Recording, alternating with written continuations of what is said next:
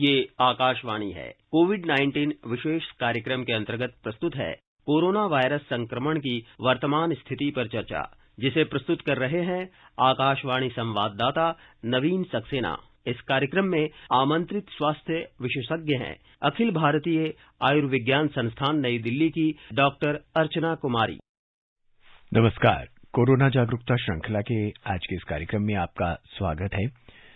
जैसा कि हम सब जानते हैं, कोरोना का जो नया वेरिएंट है वो लगातार हमें सता रहा है। लगातार उसके मामले पूरे देश में बढ़ते जा रहे हैं, लेकिन उसके बावजूद भी बहुत से लोग हैं जो सतर्कता नहीं बरत रहे हैं। कहीं ना कहीं चूक हो जाती है और ये वायरस और ये संक्रमण जो है हमारे घर तक, हमारे परिवार तक पहुंच जाता है और फिर उसके बाद बहुत सी व्याधियां जो हैं वो शरीर में उत्पन्न हो जाती हैं। बहरहाल बहुत से सवाल हैं ओमिक्रॉन से जुड़े हुए, कोरोना वायरस से जुड़े हुए हैं खान पान से कि इस दौरान हमें किस तरह से अपना खान पान रखना चाहिए, किस तरह से सतर्कता बरतनी चाहिए, ओमिक्रॉन क्या है, कैसे फैलता है, किन लोगों पर इसका असर ज्यादा होता है, हमने टीका लगवाया है तो हमारे ऊपर इसका असर कैसा रहेगा, हमने टीका नहीं लगवाया है तो ये हमें कितना घातक हो सकता है। ऐसे बहुत से सवाल हैं हमारे जहन में और बहुत सी जिज्ञासाएं हैं ओमिक्रॉन और कोरोना को लेकर। उन सभी जिज्ञासाओं को, उन सभी सवालों को शांत करने के लिए और आपका जो मन जो है जो व्यथित है इस दौरान, उन सबको शांत करने के लिए रोजाना हमारे साथ एक डॉक्टर होते हैं जो आपके सवालों का जवाब देते हैं, आपकी जिज्ञासाओं को शांत करते हैं। आज हमारे साथ इस समय मौजूद रहेंगी अब से कुछ देर बाद भारतीय आयुर्विज्ञान संस्थान एम्स नई दिल्ली की डॉक्टर अर्चना कुमारी, जो आपके सवालों का जवाब देंगी। आप हमसे जुड़ना चाहते हैं तो आप फोन कर सकते हैं 2342-1230 पर और 2342-1764 पर। ये वो नंबर है जिसपे आप फोन करके हमसे बात कर सकते हैं। दिल्ली से बाहर के श्रोता हैं तो 011 लगाना न भूलें। बहरहाल हम आपको ये बताते हुए चलते हैं कि ओमिक्रॉन से निपटने के लिए जो सबसे आसान तरीके हैं, जो हम लगातार अपने श्रोताओं को बताते आ रहे हैं, लगातार सरकार भी तरह तरह के दिशा निर्देश जारी कर रही है कि मास्क जरूर लगाना है, अपने हाथों को लगातार धोते रहना है और सामाजिक दूरी का पालन करना है। ये जो 3 मुख्य और मोटे मोटे उपाय हैं, अगर आप उसका पालन करते हैं तो आप जरूर कोरोना से अपने आप को बचा के रखेंगे, अपने परिवार को बचा के रखेंगे। इसके अलावा भी अगर आपको कोरोना किसी वजह से हो जाता है, आपको कोई सिम्टम्स होते हैं, किसी तरह के कोई लक्षण होते हैं, तो सबसे पहले आपको जाके अपना कोरोना टेस्ट करवाना है। कोरोना टेस्ट करवाने के बाद अगर आप कोरोना से संक्रमित हो जाते हैं, अपने आप को कोरोना से संक्रमित पाते हैं, तो आपको अपने आप को आइसोलेट कर लेना है, अपने आप को घर के अन्य सदस्यों से अलग कर लेना है और कोशिश करनी चाहिए कि आप कम से कम उनके संपर्क में आए ताकि आप अन्य लोगों को संक्रमित न कर सकें। इसके अलावा आपको अपनी उन तमाम चीजों को अपने परिवार वालों से अलग रखना है ताकि न वो उनको छू पाए, न वो उनसे ज्यादा टच करें ताकि वो संक्रमण हो सके, संक्रमित हो सके। इसके अलावा अगर आप बस में ट्रैवल कर रहे हैं, मेट्रो में ट्रैवल कर रहे हैं, तब भी आपको कुछ बातों का ख्याल रखना है। मास्क जरूर लगा के रखना है, मास्क बिल्कुल भी नहीं हटाना है, क्योंकि मास्क ही सबसे पहला वैक्सीन है जो कि हमें कोरोना से बचाता है। इसके बाद अगर आप बाहर से घर पे आ रहे हैं तो अपने जूते चप्पलों को बाहर ही रखिएगा और कोशिश कीजिएगा कि सबसे पहले अपने हाथों को साफ करें, चाहे वो आप सैनिटाइजर से उसको क्लीन करें या फिर चाहे उसको आप साबुन से धोएं, उसके बाद ही घर की अन्य चीजों को आप छुएं। ये जो कुछ मोटी मोटी सी बातें हैं उनका आपको ख्याल रखना है। इसके अलावा खान पान पर आपको कुछ विशेष ध्यान रखना है। आपको खाना जो है वो पूरी तरह से आपको लेना है, पूरी तरह से खाना है। अपने डाइट में आपको किसी तरह का कोई कंट्रोल नहीं करना है, क्योंकि अगर आप किसी तरह का कंट्रोल अपनी डाइट पे करते हैं तो वे आपके शरीर के लिए भी नुकसानदायक हो सकता है। इसके अलावा अब अगर आपको किसी तरह के कोई सिम्टम्स आते हैं, अगर आपको फीवर आता है या आपको खांसी होती है या जुकाम होता है, तो आपको अपने डॉक्टर को बताना है ताकि आपके जो डॉक्टर हैं उनको इसी तरह से ट्रीट कर सकें और इसी तरह की आपको दवाइयां दे सकें। बुखार अगर आपको आता है तो बुखार इसमें आने के तरीके हैं। आपको ठंड लगने से बुखार आ सकता है, ये लक्षण हैं आपके कोरोना के सिम्टम्स होते हैं।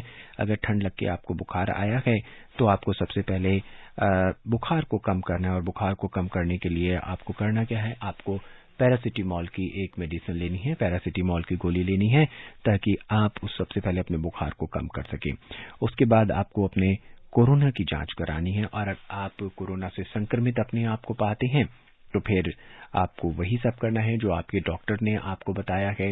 गला खराब है तो आपको गले की दवाई लेनी है, अगर आपका पेट में इन्फेक्शन है तो आपको पेट की दवाई लेनी है। इस तरह के कुछ लक्षण हैं और कुछ इलाज हैं जो आपको लगातार आपको करते रहने हैं।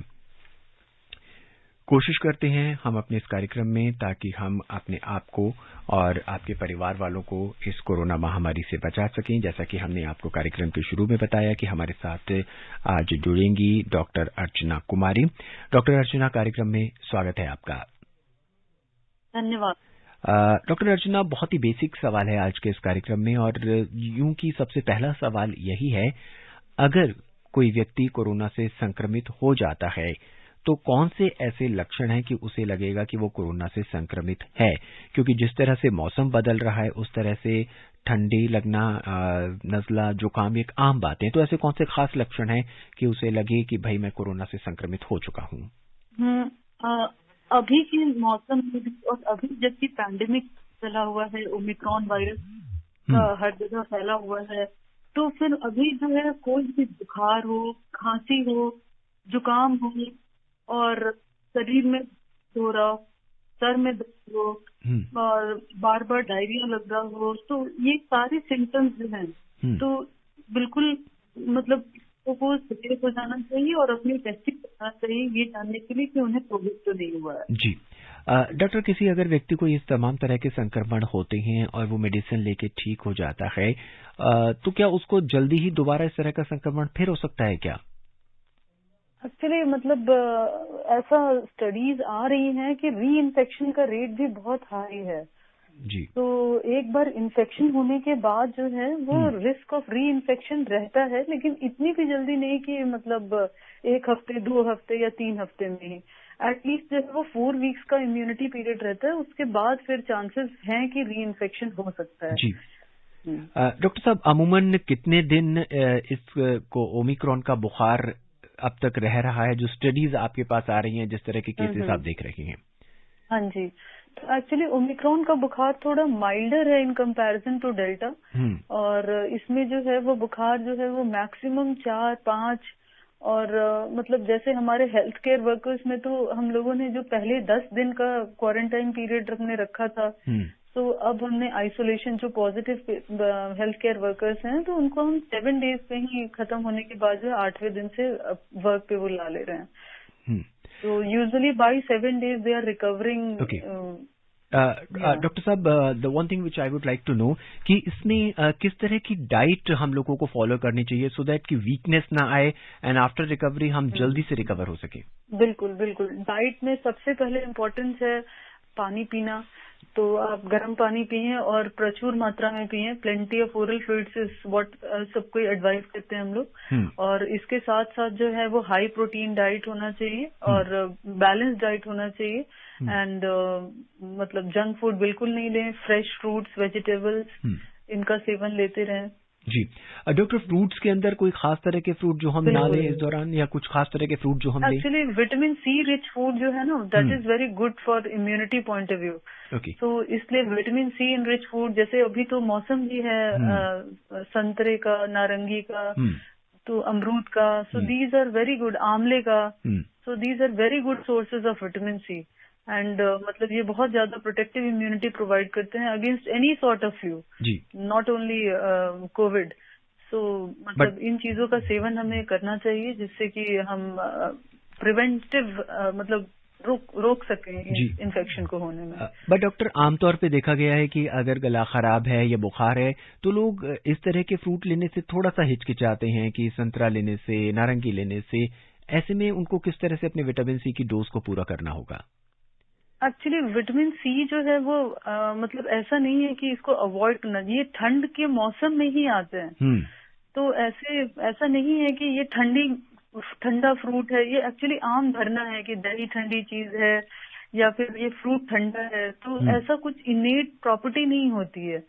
जो विटामिन सी कंटेंट है वो लेना फायदेमंद होता है और उसे लेना चाहिए। इन केस अगर नहीं ले पा रहे हैं किसी कारण से, तो फिर आप विटामिन सी का टैबलेट्स होता है, that can be taken TDS dose में आप ले सकते हैं 3 times a day। डॉक्टर साहब, is there any specific tablet for the vitamin C? या विटामिन सी का टैबलेट विटामिन सी के नाम से ही आता है। टैबलेट लिमसी या टैबलेट विटामिन सी के नाम से आता है। इसको आप ले सकते हैं 3 टाइम। ओके, तो 3 times in a day हम विटामिन सी की टैबलेट ले सकते हैं? यस। ओके डॉक्टर साहब, इसमें चर्चा हम आगे जारी रखेंगे। बिहार का रुख करते हैं। हमारे पहले श्रोता पूर्णिया से मोहम्मद मजहर हमसे जुड़ चुके हैं अपने सवाल के साथ। मजहर साहब, स्वागत है आपका। हाँ, नमस्कार जी। नमस्कार, क्या सवाल है? बस आपको भी नमस्कार जी। नमस्ते।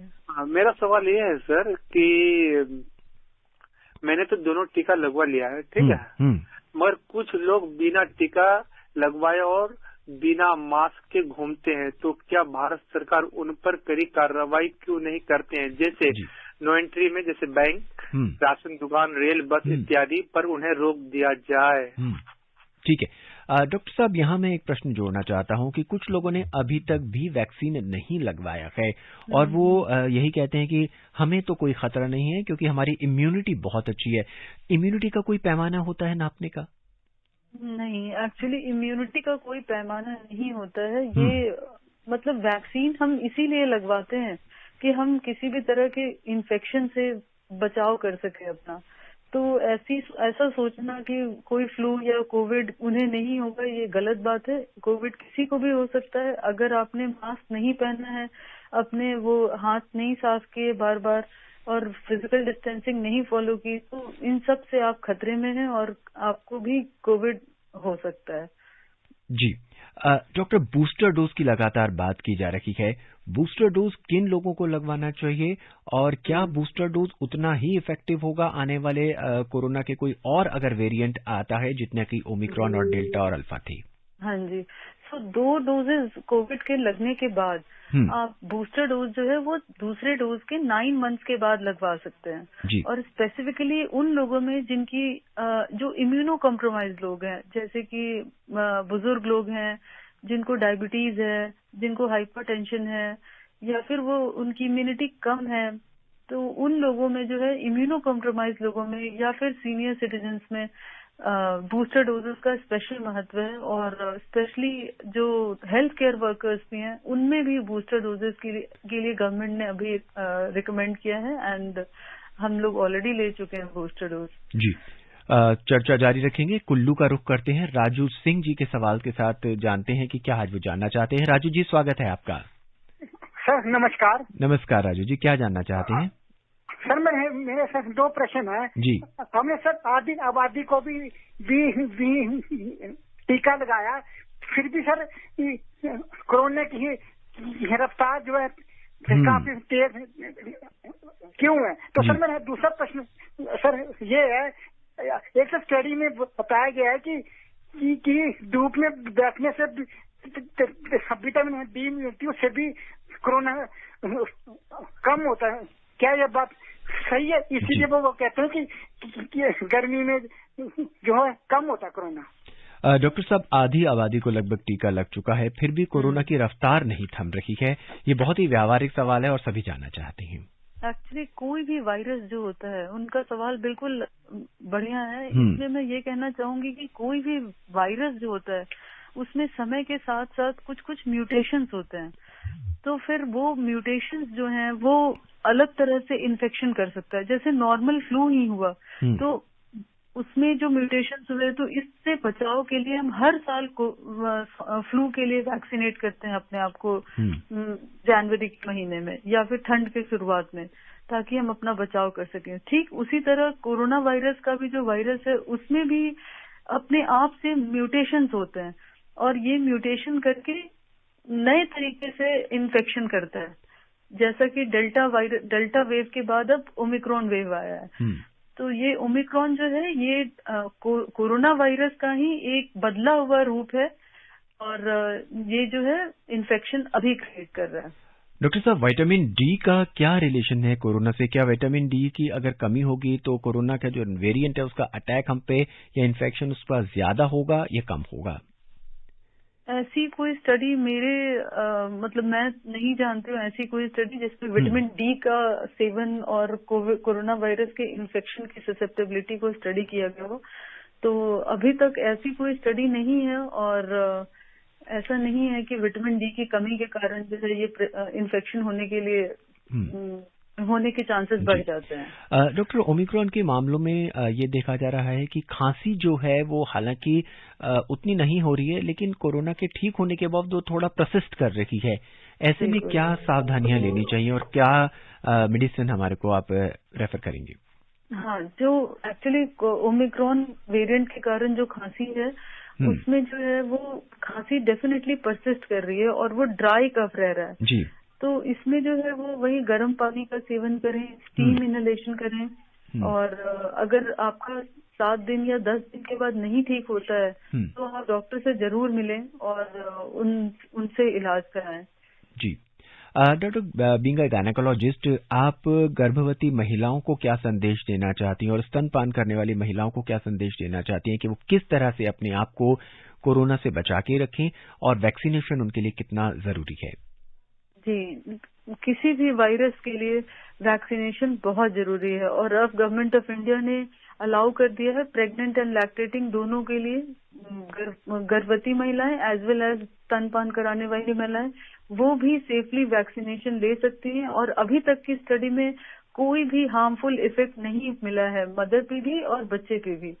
तो इसलिए गर्भवती महिलाएं ना घबराएं कि उनके बच्चे पे क्या असर होएगा, उन पे क्या असर होएगा और बिल्कुल बेझिझक पहले अपना बचाव करें, कोविड वैक्सीन दोनों डोजेज लें हैं और उसके बाद जो है इसके साथ साथ उन्हें सारे कोविड अप्रोप्रिएट बिहेवियर को करना होगा फॉलो, जैसे कि हमेशा मास्क पहने रहें, क्राउडेड एरियाज को अवॉइड करें, बार बार अपने हाथों को धोएं और फिजिकल डिस्टेंसिंग फॉलो करें। तो ये बेसिक चीज करने से वो कोरोना वायरस के इन्फेक्शन से अपना बचाव कर सकती हैं। चर्चा जारी रखेंगे। मुंबई के ठाणे चलते हैं। गुरुनाथ जी से आज उनकी जिज्ञासा, उनका प्रश्न सुनते हैं। गुरुनाथ जी, स्वागत है आपका। जी सर, नमस्कार। नमस्कार।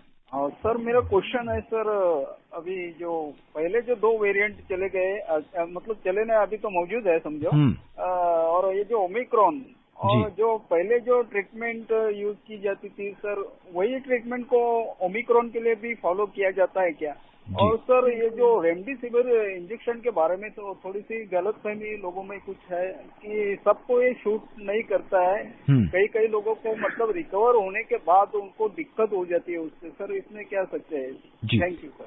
डॉक्टर अर्चना। हाँ जी, तो ये अभी तक डेल्टा वायरस के कारण जो इन्फेक्शन था उसमें जो ट्रीटमेंट हम दे रहे थे वो सेम ट्रीटमेंट जो है वो ओमिक्रॉन में भी चलेगा। तो वो सेम ट्रीटमेंट जो है वो बिल्कुल सेम है। और दूसरा सवाल इनका था कि क्या सवाल था इनका? दूसरा सवाल डॉक्टर ये जानना चाहते थे कि क्या हमारे को वही ट्रीटमेंट हमारे को लेना होगा जो इनका पहला ट्रीटमेंट था? ये तो इनका सवाल था। और दूसरा सवाल ये बूस्टर डोज के बारे में भी जानना चाहते थे। जी। तो वो एक्चुअली बूस्टर डोज तो जैसा कि मैंने पहले भी कहा कि 2 डोजेज आपने लगवा ली है तो 9 मंथ्स के बाद जो है उनको लगवा सकते हैं, स्पेशली फॉर सीनियर सिटीजन्स और उन लोगों में जिनको की कोई इम्यूनो कॉम्प्रोमाइज स्टेटस है जी या कोई कोमॉर्बिडिटी है। लखनऊ का रुख करते हैं। मोहम्मद आरिफ जी का सवाल सुनते हैं, जानते हैं कि वो आज क्या प्रश्न पूछना चाहते हैं। आरिफ जी, स्वागत है आपका। जी, बहुत बहुत शुक्रिया सर। पहले तो मैं आकाशवाणी परिवार को बहुत धन्यवाद देता हूँ। तो सर, आपसे एक छोटी जानकारी ये चाहिए कि पहले एक आप नंबर देते थे टोल फ्री जी, 100 से शुरू होता था जी, वो अब नहीं नंबर आ रहा है। तो ये मतलब समस्या, आप जरा इसका निदान आप करवाएं। वो नंबर बहुत अच्छा काम करता था जी। बहरहाल मैं आपको रोक रहा हूं, जरा एक बार फिर हम अपने श्रोताओं को आपके कहने पर नंबर बता देते हैं। अगर आप हमसे जुड़ना चाहते हैं तो आप फोन कर सकते हैं 23421230 और 23421764। दिल्ली से बाहर के श्रोता हैं तो 011 जरूर लगाएं। आरिफ साहब। जी जी जी जी मतलब इससे सर क्या था, वो नंबर हम लोगों को जुबानी याद रहता था कि टोल फ्री, अब नंबर बदल जाते हैं तो दिक्कत हो जाती है। जी, कहिए आपका सवाल क्या है? ये सर, ये जो हम लोग टीका लगवाते हैं, बाद में हमारे मोबाइल पे जो मैसेज आता है, तो ये इस मैसेज की जो मतलब वो फोटोकॉपी तो मिल जाती है, तो ये हमारे किस मतलब लिए है, ये मतलब जो मैसेज दिया जाता है, ये मैसेज किस लिए, इस मैसेज के बारे में हमको जानकारी देनी है। जी डॉक्टर अर्चना, हाँ जी, ये जो मैसेज इनको आ रखे हैं तो उसके बारे में उसका क्या महत्व है टीका लगाने के बाद, और इसके अलावा कि जिन लोगों को बूस्टर डोज लगनी है उनके लिए भी मैसेज लगातार आ रहे हैं, हमारे जो वरिष्ठ नागरिक हैं उनके बारे में जानना चाहते हैं ये। हाँ जी, वो टीका लगाने के बाद वो जो मैसेजेस आ रहे हैं वो यही है कि टीकाकरण तो आपका हो गया, लेकिन आप जो है वो कोविड अप्रोप्रिएट बिहेवियर को फॉलो करने में कोई चूक ना करें। ठीक है, अगर आप स्वस्थ रहना चाहते हैं, इन्फेक्शन से बिल्कुल फ्री होना चाहते हैं, तो आपको वैक्सीनेशन के साथ साथ आपको इन सारे कोविड अप्रोप्रिएट बिहेवियर को फॉलो करना चाहिए। जी डॉक्टर साहब, लगातार तीसरी लहर की चर्चा हो रही है। इस लहर की जब चर्चा हो रही है, लगातार केसेस बढ़ते जा रहे हैं, तो पीक जिसकी हम हमेशा बात करते रहते हैं, हर्ड इम्यूनिटी की बात करते रहते हैं, अब वो कब तक आएगी और क्या वो आनी भी है हर्ड इम्यूनिटी या नहीं? बिल्कुल, वो हर्ड इम्यूनिटी बिल्कुल आनी है। और जहां तक आप देख रहे हैं कि पिछली बार जो डेल्टा वेरिएंट के कारण जो वैक्सीन डेवलप हुई, उसके कारण जो वैक्सीन हमने ली है, तो उसके बाद जो है वो severity of infection definitely come है ना। सो ऑल्दो लोग बहुत ज्यादा इन्फेक्टेड हैं, लेकिन वो उतने बीमार नहीं है जैसा कि हमने सेकेंड वेव में देखा था। उतनी त्राहिमाम नहीं मची हुई है, ऑक्सीजन की कमी नहीं है, हॉस्पिटल में बेड्स की कमी नहीं है। तो मतलब हमारा हेल्थ केयर सिस्टम जो है वो काफी ढंग से काम कर रहा है अभी तक। तो फिर वही ये इसलिए पॉसिबल हुआ है क्योंकि लोगों ने वैक्सीन लगवा लिए हैं। सो वैक्सीन लेने के कारण जो है वो सिवियरिटी डेफिनेटली कम है, और इसके कारण जो है हॉस्पिटलाइजेशन रेट कम है, और इनफैक्ट डेथ रेट भी जो है वो बहुत कम है। जी, बलरामपुर उत्तर प्रदेश, हमारी कॉलर हैं रिंकी तिवारी। रिंकी जी, स्वागत। धन्यवाद नवीन सर, नमस्ते। जी नमस्कार। और आपके साथ एक सर थे, उन्हें मेरा नमस्ते। नमस्ते जी जी जी बिल्कुल। जी सर, मेरा क्वेश्चन है सर कि जैसे जब कोवैक्सीन और कोविशील्ड आया था तो उसका अंतराल होता है, यानी मतलब इतने दिनों में एक वैक्सीन लगाया जाए, उसके बाद में 80 दिन या 84 दिन पे एक वैक्सीन लगाया, तो क्या जो बूस्टर डोज लगेगा उसका भी कोई अंतराल होता है या बशर्ते साथ में लगाया जाता है? धन्यवाद सर। या फिर एक ही वैक्सीन होती है? धन्यवाद सर। जी डॉक्टर अर्चना। हाँ जी, बूस्टर डोज अभी तक एक ही वैक्सीन है। ठीक है, तो वो सेकेंड डोज ऑफ वैक्सीन जो आपने लगाया है कोवैक्सीन या कोविशील्ड का, उसके 9 महीने बाद लगाया जाता है। और मतलब अभी तक बूस्टर डोज मतलब सिर्फ एक वैक्सीन, एक शॉट ऑफ वैक्सीन। डॉक्टर साहब, इसमें जानना चाहती हैं कि अगर उन्होंने कोवैक्सीन लगाया है या कोविशील्ड लगाया है तो फिर क्या उसी वैक्सीन का डोज लगेगा, बूस्टर डोज भी, या मिक्स हो सकता है? नहीं, वो एक्चुअली जो स्टडीज हुई हैं तो उसमें ये बताया गया है कि अब जो बूस्टर डोज है वो आप कोई भी लगवा सकते हैं जी। उसका इम्पैक्ट जो है वो सेम है, चाहे आपने कोवैक्सीन लिया हो या कोविशील्ड लिया हो। हमारे अगले श्रोता हैं राम जी, रीवा मध्य प्रदेश से। आइए उनका भी प्रश्न सुनते हैं। स्वागत है आपका। स्वागत के लिए सर जी धन्यवाद। जी धन्यवाद। क्या जानना चाहते हैं? सर जी, हम ये जानना चाह रहे हैं कि अगर ऐसी कोई वैक्सीन आ जाए कि एक बार लगवाने के बाद फिर कोरोना ना हो तो वो अच्छा रहेगा सर जी। जी doctor Archana, is it possible कि कोई एक ऐसी वैक्सीन आ जाए कि कोरोना हो ही ना? एक्चुअली ये कहना बहुत मुश्किल है, ऑल्दो हम सब अंदर से यही चाहते हैं कि हम अब कोविड को हरा दें और ऐसा कोविड बार बार ना आए, लेकिन वायरस में जो म्यूटेशंस हैं वो एक ऑन गोइंग प्रोसेस है। तो ऐसा उसको रोकना जो है वो हमारे हाथ में नहीं है। तो वायरस में जो म्यूटेशंस होते हैं वो कभी कम इन्फेक्टिव, कभी ज्यादा इन्फेक्टिव, वो अलग अलग रूप के हो सकते हैं। तो उनके लिए जो है वो समय समय पर वैक्सीन जो है वो उनके अगेंस्ट बनना है। तो ऐसा नहीं है कि एक वैक्सीन कारगर वैक्सीन बन जाए जिससे कि हम सदियों तक हमें कोविड से प्रोटेक्शन मिल जाए। अभी तक ऐसा नहीं हो पाया है। जी डॉक्टर, कोरोना से जो व्यक्ति ठीक हो रहे हैं उनमें अक्सर वीकनेस देखी जा रही है। I am talking about the long Covid, जो सिम्टम्स होते हैं। ऐसे में अपनी इम्यूनिटी बढ़ाने के लिए क्या वो मल्टीविटामिन या इस तरह के कुछ मेडिसिन ले सकते हैं? हाँ जी, हाँ बिल्कुल ले सकते हैं मल्टीविटामिन। एक्चुअली कोई भी वायरल इन्फेक्शन के बाद, किसी भी वायरल इन्फेक्शन के बाद वो वीकनेस और मैलेज रहता ही है, क्योंकि वो वायरस जो है वो हमारे खुद के सेल्स पे एक्ट करके उन्हें कमजोर कर देता है जी। तो इसलिए, और हमारी पूरी बॉडी जो है उसको हराने के लिए मतलब काम में लग जाती है। तो इसलिए जो है वो हमारी हमें अंदर से वीकनेस महसूस होती है, और उससे उभरने के लिए हमें अपने खान पान में वही fruits, vegetables, high protein diet, well balanced diet, plenty of oral fluids along with multivitamin जो है वो हम सेवन कर सकते हैं, ताकि हमारी इम्यूनिटी बेटर हो सके। देश के पूर्वोत्तर का रुख करते हैं, आसाम चलते हैं। वहां से अमिया हमारे साथ जुड़ चुकी हैं अपने सवाल के साथ। कार्यक्रम में स्वागत है आपका। हाँ जी जी, नमस्कार डॉक्टर साहब। जी नमस्ते। नमस्ते, मैं ओमिया देमारी बोल रही हूँ उदयपुर असम से। जी, मेरी सवाल है कि क्या एक माइग्रेन पेशेंट वैक्सीनेशन, कोविड की वैक्सीनेशन ले सकती है, और ये जो ओमिक्रॉन नया वायरस है ये जानवर से इंसान तक ट्रांसमिट होती है या नहीं, ये मेरी सवाल है, जानना चाहती हूँ। डॉक्टर अर्चना, पहला सवाल ये है कि अगर ये माइग्रेन की पेशेंट है तो क्या ये वैक्सीन ले सकती है क्या? बिल्कुल ले सकते हैं जी। और दूसरा सवाल इनका है कि इज इट ट्रांसमिट होता है कि अगर जानवरों से इंसान के अंदर ट्रांसमिट होता है क्या ये? नहीं, अभी तक जो भी स्टडीज है उसमें ये प्रूव हो चुका है कि ये जानवरों से इंसान में नहीं होता है। जी। डॉक्टर साहब, हम आपसे संदेश चाहते हैं। हम चाहते हैं कि आप हमारे तमाम सुनने वालों को और हमारे तमाम लिसनर्स को जो है आप ये बताएं कि किस तरह से वो अपने आप को बचा के रख सकते हैं। इस बीच हमारे एक और श्रोता हमसे जुड़ चुकी हैं, आइए उनका भी सवाल पहले सुन लेते हैं। दिवाकर पाठक। दिवाकर जी, स्वागत है आपका। जी धन्यवाद। मैं दिवाकर पाठक हजारीबाग जिला अंतर्गत कंडावीर ग्राम की झारखंड प्रांत से हूँ। जी दिवाकर जी, कहिए। प्रोटोकॉल के अंतर्गत सफाई का अवश्य ख्याल रखें, क्योंकि सफाई में ईश्वर का वास होता है, और जहाँ ईश्वर की छाया है वहाँ संक्रमण कहाँ। इसलिए सावधानी और सफाई को बनाए रखें। ओमिक्रॉन के बाद भी किसी और वायरस का खतरा हो सकता है क्या?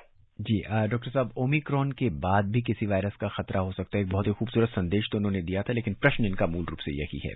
बिल्कुल बिल्कुल, उन्होंने सही कहा है। ओमिक्रॉन के बाद और भी वेरिएंट्स हैं जो कि आ सकते हैं, तो इसलिए इसी के साथ मैं आपको संदेश भी इसके अंत में मैं देना चाहूंगी कि वैक्सीनेशन कराएं। एक वैक्सीनेशन ही मात्र चीज है जिसके कारण आप बचाव कर सकते हैं, डिजीज की सिवियरिटी को कम कर सकते हैं। तो इसलिए जो है दोनों डोजेस लगवाएं सही अंतराल पे, और जो इम्यूनिटी जिनकी कम है, जो इम्यूनो कॉम्प्रोमाइज्ड है, जिन्हें कोई कोमॉर्बिडिटी है जैसे कि डायबिटीज, ब्लड प्रेशर, उन्हें तो बूस्टर डोज भी लगवाना चाहिए। गर्भवती महिलाएं और स्तनपान कराने वाली महिलाएं भी कोविड वैक्सीन को लगवा सकती हैं, और इससे कोई खतरा नहीं है। वैक्सीनेशन के साथ साथ कोविड अप्रोप्रिएट बिहेवियर फॉलो करने में बिल्कुल न चूकें। 1 मीटर के हाथ पे फिजिकल डिस्टेंसिंग करते हुए लोगों से बात करें। मास्क हमेशा सही तरीके से पहने, मास्क को अननेसेसरली छुए नहीं, मास्क को नाक के नीचे न रखें, और वेल वेंटिलेटेड रूम में रहें, वेल वेंटिलेटेड जगह पे रहें, ठीक है, और सफाई का ध्यान दें। डॉक्टर साहब, हमसे जुड़ने के लिए, अपनी विशेष राय देने के लिए, और ये संदेश हमारे सुनने वालों को तमाम जन तक पहुंचाने के लिए आपका बहुत बहुत धन्यवाद। धन्यवाद दोस्तों, आज के इस अंक में बस इतना ही, और हमें उम्मीद है आपने उन तमाम बातों को सुना होगा जो डॉक्टर अर्चना ने आपसे कही, और हमें उम्मीद है कि आप उन सभी बातों को फॉलो करेंगे और कोरोना को अपने से दूर रखेंगे। बहरहाल, आज के इस अंक में बस इतना ही। मुझे यानी नवीन को दे इजाजत। कल फिर आपसे मुलाकात होगी। नमस्कार। कोविड-19 विशेष कार्यक्रम के अंतर्गत अभी आप सुन रहे थे कोरोना वायरस संक्रमण की वर्तमान स्थिति पर चर्चा, जिसे प्रस्तुत कर रहे थे आकाशवाणी संवाददाता नवीन सक्सेना। इस कार्यक्रम में आमंत्रित स्वास्थ्य विशेषज्ञ थीं अखिल भारतीय आयुर्विज्ञान संस्थान नई दिल्ली की डॉक्टर अर्चना कुमारी। ये कार्यक्रम आकाशवाणी के समाचार सेवा प्रभाग द्वारा प्रस्तुत किया गया।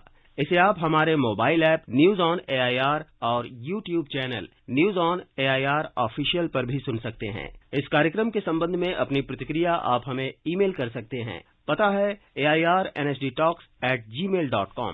ये कार्यक्रम फिर से सुनने के लिए लॉग ऑन करें हमारी वेबसाइट newsonair.nic.in।